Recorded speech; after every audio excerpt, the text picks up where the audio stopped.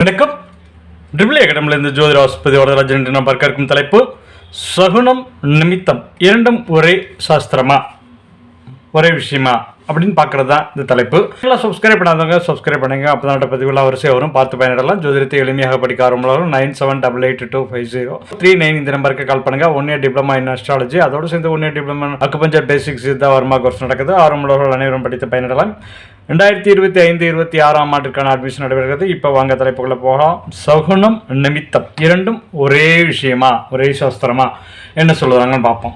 சகுனம் நிமித்தம் ஆகிய இவை இரண்டுமே இன்றைய காலகட்டத்தில் ஒரே அர்த்தத்துடன் தான் பார்க்கப்படுகிறது. ஆனால் இது தவறு. இவை இரண்டிற்கும் இடையே நூல் இழையிலான வேறுபாடு மட்டும் உண்டு. சகுனம்னா என்ன அப்படின்னா, சகுனம் என்பது விழிப்பு நிலையில் ஐம்புலன்கள் செயல்பட்டு கொண்டு இருக்கும் சமயத்தில் நிகழ்வது சகுனம். பெரும்பாலும் இது உயிரினங்கள், தாவரங்கள், ஜீவராசிகள், ஜடப்பொருள்கள் போன்ற இவற்றுடன் சம்பந்தப்பட்டதாக இருக்கும் சகுனம்.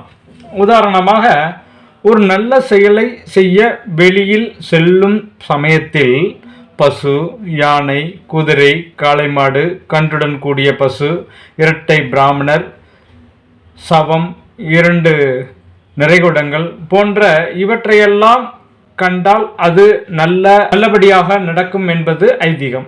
அதுவே பாம்பு, பன்றி, முயல் போன்றவற்றை கண்டால் தீய சகுனமாக சொல்லப்படுகிறது. இந்த மாதிரி அதாவது நடைமுறை ஜீவராசிகள் இருக்கு இல்லையா, நம்ம அன்றாட வாழ்வியெல்லாம் பார்க்குற விஷயங்களை அப்படியே கணிச்சு சொல்கிறது தான் சகுனம்.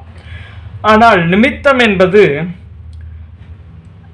என்றால் நாம் பிரஞ்சை, அதாவது நம்முடைய சுய உணர்வு இல்லாத நிலையில் அல்லது நம்மை மீறி முன் தோன்றும் அறிகுறிகள் தான் நிமித்தம்.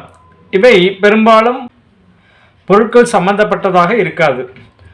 ஆண்களுக்கு வலதுகண் துடித்தால் நல்ல நிமித்தம், இடதுகண் துடித்தால் தீய நிமித்தம். மாதிரி பெண்களுக்கு இடதுகண் துடித்தால் நல்ல நிமித்தம், வலதுகண் துடித்தால் தீய நிமித்தம். நமக்கு ஏற்படும் கனவு கூட நிமித்தத்தின் அடையாளமே. வல்லமை மிகுந்தது எது, அதாவது சகுனமா நிமித்தமா அப்படின்னு பார்த்தோம்னா, சகுனத்தை விட நிமித்தத்திற்கு வல்லமை அதிகம். காரணம், நிமித்தம் அந்தர் ஆத்மா எனப்படும் உள் உணர்வில் இருந்து வெளியே வருவது. சகுனம் என்பது வெளியில் இருந்து கிடைக்கும் அறிகுறிகள். இன்று காலத்தின் கோலத்தால் நிமித்தமும் சகுனமும் ஒன்றாகவே சித்தரிக்கப்படுகிறது. ஆனால் சங்ககால நூல்களில் பார்த்தால் இதனுடைய வேறுபாடுகள் நிறைய தெரியும். மொத்தத்தில் சகுனம் என்பது நம் கண்கூடாக பார்க்கின்ற விஷயங்களை வைத்து பார்ப்பது.